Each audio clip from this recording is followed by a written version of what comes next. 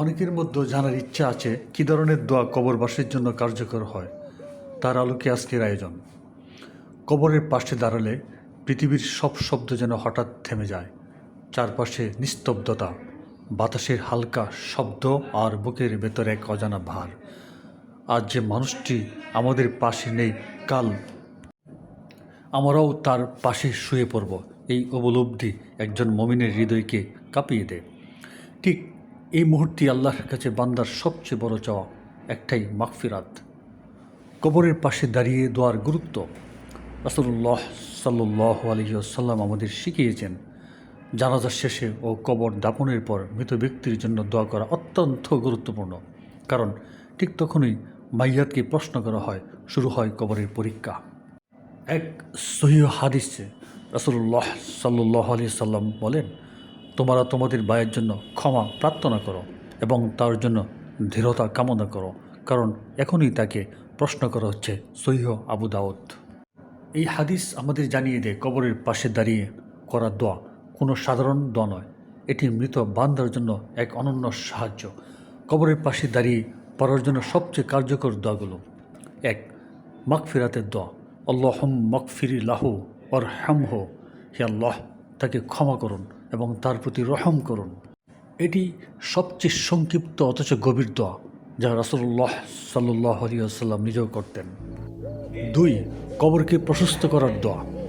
আল্লাহুম্মা সাহ লাহু ফি কবরিহি, হে আল্লাহ তার কবরকে প্রশস্ত করে দিন, কারণ কবরই আখিরাতের প্রথম ধাপ। এটি শান্তির হলে পরবর্তী পথ সহজ হয়। তিন, জান্নাতের সুসম্পদ কামনার দোয়া। ওয়াদিহ লাহ দারুন খয়রাম মিন দারিহি, হে আল্লাহ তার এই ঘরের বদলে তাকে উত্তম ঘর দান করুন। এই দোয়া আমাদের হৃদয়কে কাঁপিয়ে দেয়।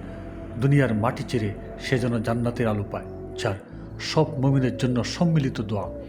আল্লাহুম্মা মাগফিরি লিল মুকমিনিনা ওয়াল মুকমিনাত, হে আল্লাহ সব মুমিন নর নারীকে ক্ষমা করুন।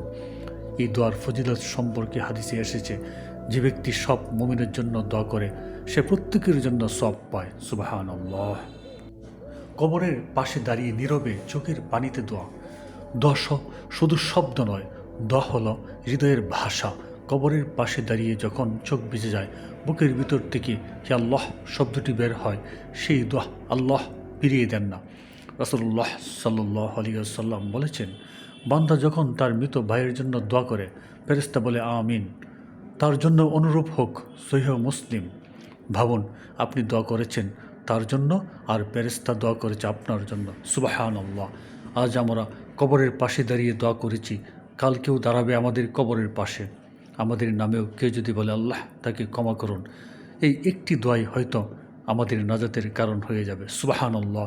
তাই কবরের পাশে দাঁড়িয়ে তাড়াহুড়া নয়, ছবি তোলা নয়, একটু থামুন, চোখ বন্ধ করুন আর বলুন, হে আল্লাহ তাকে ক্ষমা করুন, আর যখন আমার পালা আসবে আমাকেও ক্ষমা করুন। আল্লাহ আমাদের সকল মুমিন বান্দাকে মাগফিরাত নসিব করুন। আমিন।